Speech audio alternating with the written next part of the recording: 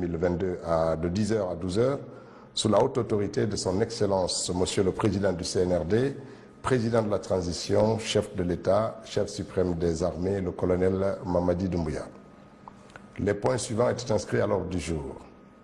Message de son Excellence, Monsieur le Président de la Transition, compte rendu de la session du Conseil interministériel du mardi 24 mai 2022, décision du Conseil des ministres, message de son Excellence, Monsieur le Président de la Transition.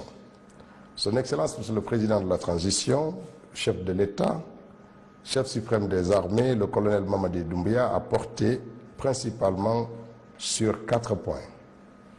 Les objectifs qui sont assignés au ministre dans le cadre de l'immersion dans les 4 régions naturelles du pays.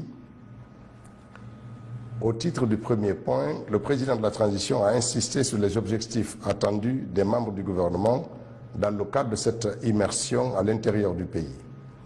Le chef de l'État a expliqué qu'il s'agit dans cette mission de toucher du doigt les réalités socio-économiques de la Guinée et ensuite manifester la réelle et effective proximité avec les populations à la base et enfin apporter des solutions idoines et visibles aux problèmes de nos concitoyens.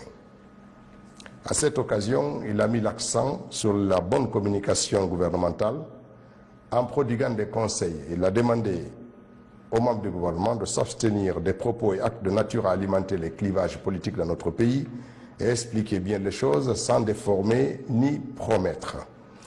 Il a demandé également d'avoir à l'esprit que personne n'est ambassadeur ou représentant d'une région dans le gouvernement et que le gouvernement n'est pas dans une campagne politique ou électorale.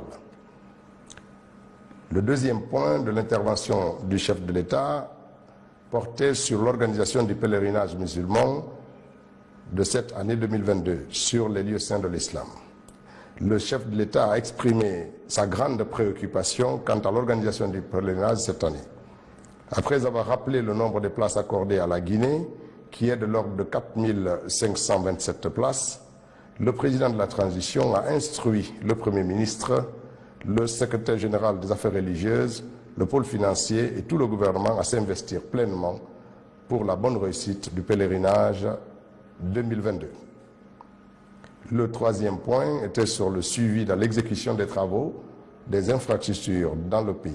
Sur ce sujet relatif au suivi de l'exécution des travaux d'infrastructures, le chef de l'État a demandé l'accélération des travaux de finition des voiries urbaines avant les grandes pluies pour soulager les populations de Conakry.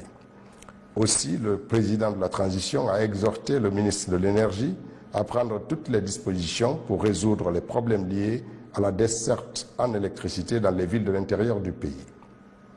Le quatrième point concernait le programme d'exécution des droits de tirage spéciaux. Relativement aux droits de tirage spéciaux, le chef de l'État a instruit le Premier ministre de lui transmettre un rapport sur le niveau d'exécution à date.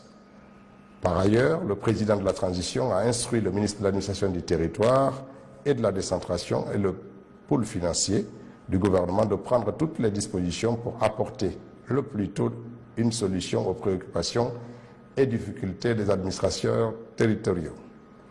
Sur la récupération des domaines publics de l'État, le président a invité le ministre de l'administration du territoire et de l'urbanisme à rester dans le contexte et à justifier la prise du moratoire, notamment l'examen des dossiers au cas par cas et les grandes